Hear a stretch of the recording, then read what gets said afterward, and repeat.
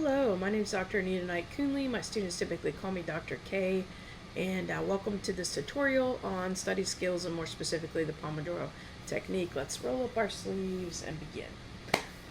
Alright, so I sent out an email to my students recommending the Pomodoro Technique, and I had a few people email me back and ask, hey, can you tell me more about this? I'd be interested in learning more. So I wanted to record this tutorial for you guys.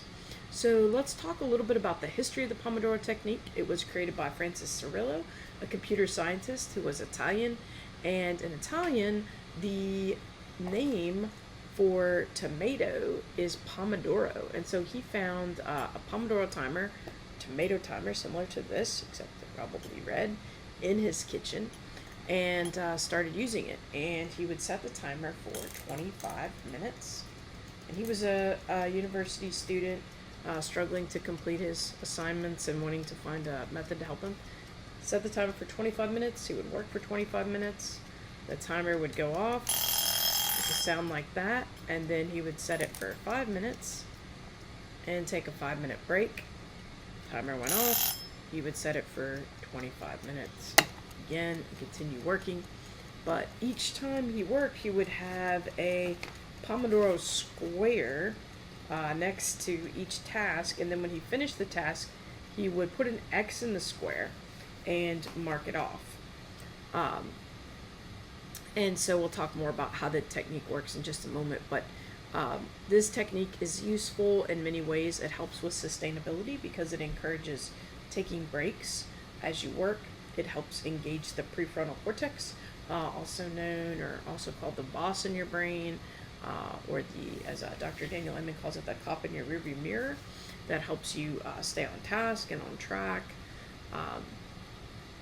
and operate within certain limits. It can help with sustainability because you're taking breaks so you're not getting as worn out. And it can help you to be more productive, to estimate your time frame better so that you have more bandwidth.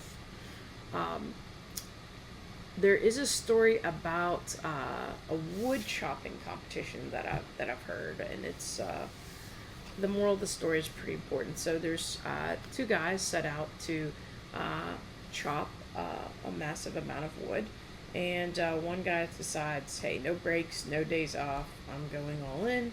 The other one is sort of pacing himself, and every so often you see him sitting down on a stump. And the gentleman who's just going strong, not taking any breaks, is feeling a little irritated that every time he looks up, this other guy seems to be taking a break. But at the end of the day, the guy guess who chopped more wood?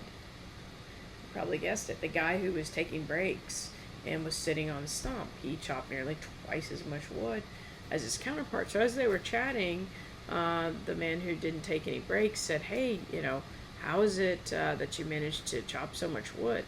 And he said, well, when I was taking a break, I was sharpening my axe.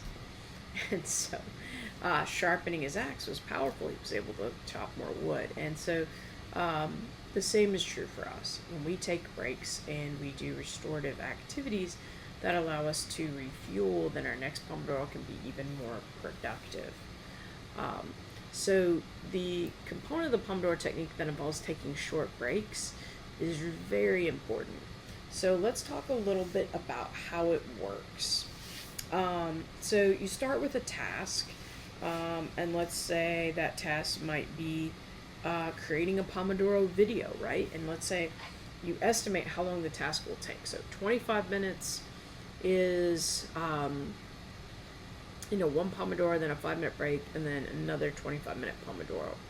So let's say if I estimate, recording a Pomodoro video may take 2 Pomodoros or 1 hour to, set up the PowerPoint, record, upload to YouTube, send it out to my students and the people I'm sharing it with. So then I would write down Pomodoro video, 2 Pomodoros, and then once I complete the first one, I mark an X, right? And that's a very important piece of how this works, because when you have 25 minutes of pure focus, and again, during that Pomodoro, you only work at the task at hand, so you don't do texting or email or other things, it's recommended to put your phone on do not disturb, and to go away from distractions. But then when you take your 5-minute break, you can check on some of those other things, or you can allocate another Pomodoro for email. And so, but when you mark off the X, that leads to a little dopamine boost of, I got that, I completed a Pomodoro of pure focus. And it feels good to have accomplished that. And that momentum kind of helps to keep you going forward.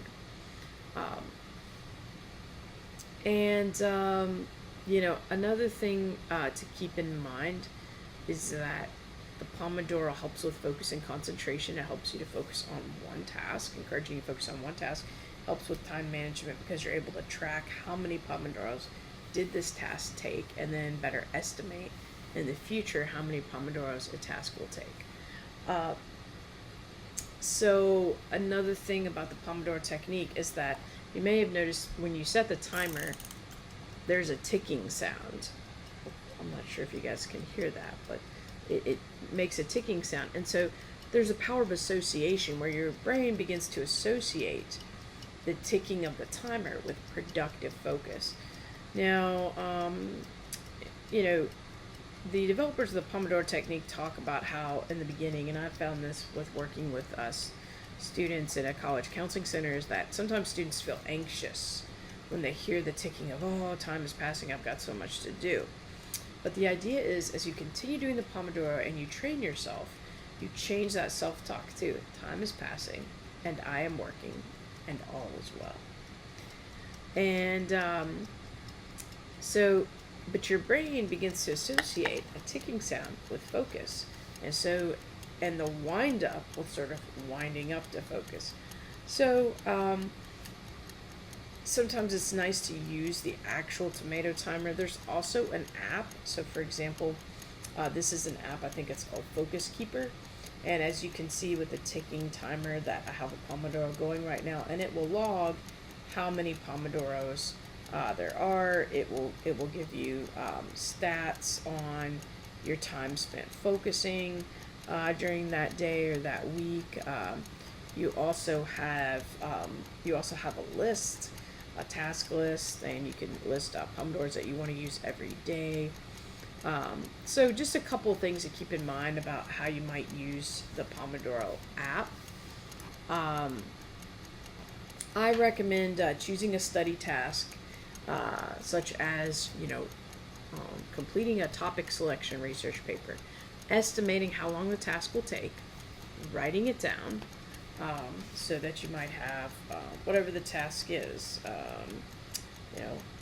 Microsoft Teams set up for me, 2 Pomodoros, a Pomodoro video, 2 Pomodoros, and use your timer, set your timer app, and then begin the task. But remember, when the timer goes off, to mark that X and take that 5-minute break. And then you can track your progress. I'd love to hear about your experience using the Pomodoro app. I've had students tell me that they've loved it. They've shared it with their friends. Their friends have thanked them. I've had colleagues that also use it for writing. I used it while writing my last book, The Mr. Rogers Effect. And I found it really helpful, especially during the editing phase, which I find even more challenging than the writing phase. Because when I'm editing, it can be more challenging because you have to sometimes delete content that you worked so hard on. And so I recommend giving it a shot. It'll help you avoid procrastination. Let me know how you enjoyed the technique. Thank you for watching this video tutorial. May God bless your work. And I hope this gives you a few concepts to contemplate. Until next time.